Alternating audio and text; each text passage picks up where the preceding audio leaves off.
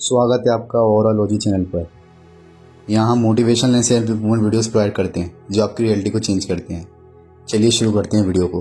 हर इंसान के भीतर एक आसमान होता है जिसमें उसके सपने पंछियों की तरह उड़ते हैं। कुछ सपनों की उड़ान इतनी ऊंची होती है कि लोगों को लगता है कि वो कभी गिर नहीं सकते, लेकिन सच तो ये है कि सबसे मजबूत पंख भी कभी कभी टूट जाते हैं। ज़िंदगी में असफलता किसी तूफान की तरह आती है, अचानक, तेज़ और तोड़ देने वाली।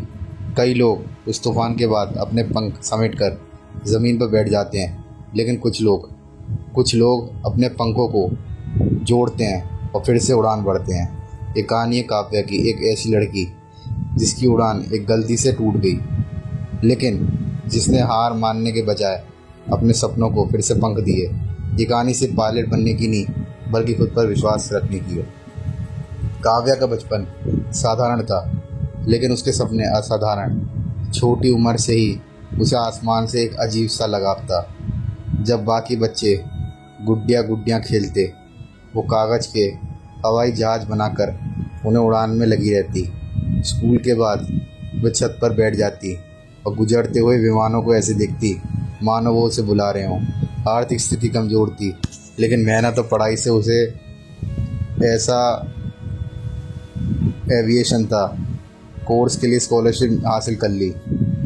ट्रेनिंग की शुरुआत दिनों में वे सबसे चहेती बन गई, लेकिन आखिरी प्रैक्टिकल टेस्ट के दौरान उसने एक छोटी सी तकनीकी गलती कर दी और वही गलती उसकी सबसे बड़ी हार बन गई। नतीजा, आप फेल हो गई हो का ठंडा सा वाक्य।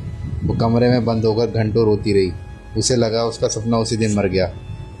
टेस्ट फेल होने के बाद काव्या ने खुद का एविएशन से पूरी तरह दूर कर लिया। उसने एक साधारण दफ्तर की नौकरी पकड़ ली। सुबह से शाम तक फाइलों और स्क्रीनों के बीच उसका दिन गुजरने लगा। बाहर से वह सामान्य दिखती, लेकिन अंदर से टूटी हुई थी। हर बार जब आकाश में कोई विमान उड़ता, उसकी आंखें नम हो जाती। उसे लगता था जैसे आसमान उसे पुकार रहा है और वह जवाब नहीं दे पा रही। ऑफिस के लोगों को लगता था कि वह शांत स्वभाव की है, लेकिन हकीकत ये थी कि उसने बोलना ही छोड़ दिया था। उसका मन अब सपनों पर नहीं, बस समय काटने पर लगा था। एक शाम एक पार्क में अकेली बैठी थी। आसमान में पतंगें उड़ रही थी। एक छोटा लड़का बार बार अपनी पतंग उड़ाता हवा में गिरती, उलझती, लेकिन वह हर बार उसे ठीक करके फिर उड़ाता। काव्या ने सोचा, कितना अजीब है, एक बच्चा भी हार नहीं मान रहा। और मैं तभी पीछे से एक जानी पहचानी आवाज़ आई, तो फिर कोशिश क्यों नहीं करती। उसने मुड़कर देखा, वह उसकी पुरानी ट्रेनर निशा मैम थी। वह मुस्कुराकर बोली, काव्या, याद रखो, असफलता एक मंजिल नहीं, सिर्फ एक पड़ाव है। ये सब काव्या के दिल में उतर गए। उस रात काव्या के भीतर जैसे एक चिंगारी जल उठी। उसने अपने कमरे की अलमारी खोली और पुराने एविएशन की किताबें पढ़ी। नोट्स और ट्रेनिंग मैनुअल बाहर निकाल लिए। धूल से ढके पन्नों को पलटते समय उसे अपने पुराने सपनों की महक आई। उसने लैपटॉप खोला और दोबारा एविएशन ट्रेनिंग इंस्टीट्यूट की वेबसाइट पर जाकर एडमिशन फॉर्म भर दिया। ये आसान नहीं था। उसे फिर से पैसों की चिंता थी, परिवार की उम्मीदों का बोझ था, और सबसे बड़ा डर था, अगर इस बार भी वो फेल हो गई तो। लेकिन उसने खुद को समझाया, डरते डरते ज़िंदगी नहीं जी जाती। उसने कुछ पुराने गहने बेचकर फीस का इंतजाम किया। इस बार वह सिर्फ सपना देखा नहीं, बल्कि इसे पूरा करने के लिए लड़ने उतरी थी। नई ट्रेनिंग पहले से ही कहीं ज़्यादा कठिन थी। अब सिर्फ तकनीक नहीं, बल्कि मानसिक मजबूती भी परखी जा रही थी। मौसम कभी ख़राब होता, कभी सिम्युलेटर अचानक बंद हो जाता, तो कभी ट्रेनर कठिन सवाल पूछ देते। एक दिन फ्लाइट सिम्युलेटर से अचानक इमरजेंसी क्रैश की स्थिति बनाई गई। पुराने समय की काव्या शायद घबरा जाती, लेकिन इस बार उसने गहरी सांस ली, दिमाग ठंडा रखा और हर स्टेप सही किया। ट्रेनर ने अंत में कहा, गलतियां हर कोई करता है, लेकिन असली पायलट वो है जो गलती के बाद भी कंट्रोल में रहे। ये तारीफ उसके लिए किसी मेडल से कम नहीं थी। काव्या को अब समझ में आ गया था कि उसकी असली मुकाबला किसी और से नहीं, बल्कि खुद से है। उसने रोज़ सुबह जल्दी उठकर फिजिकल फिटनेस पर ध्यान देना शुरू किया, रात को देर तक पढ़ाई की और हर हफ्ते अपनी ट्रेनिंग लॉग की समीक्षा की। लेकिन इस सफ़र में उस अकेलेपन का भी सामना करना पड़ा।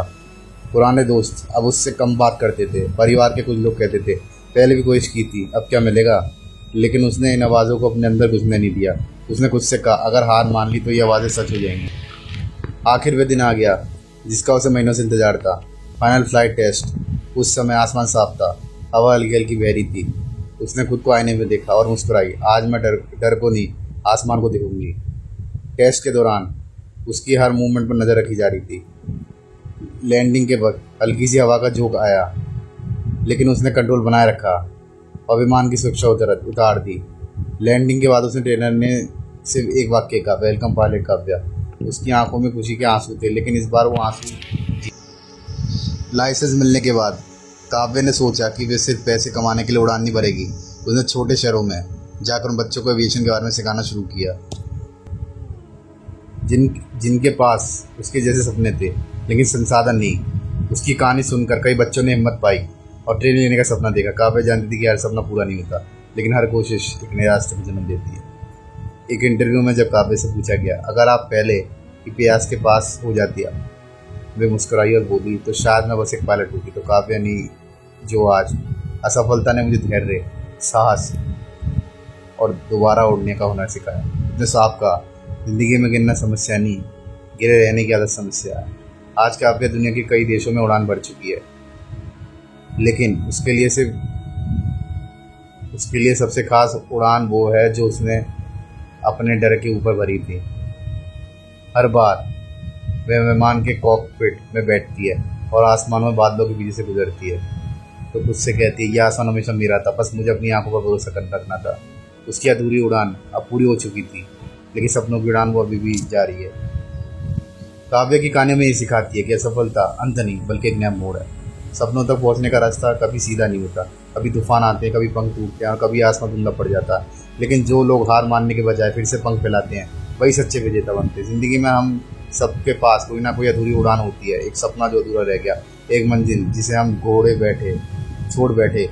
लेकिन याद रखो जब तक सांस है तब तक उड़ान बाकी है। गिर कर उठना, डर कर आगे बढ़ना और बार बार कोशिश करने ही असली जीत है, क्योंकि अंत में मंजिल तक पहुंचने से ज़्यादा मायने रखता है वहां तक पहुंचने का सफ़र। अगर आपको वीडियो अच्छी लगी हो तो चैनल को सब्सक्राइब करें और बने रहें हमारे चैनल पर। धन्यवाद।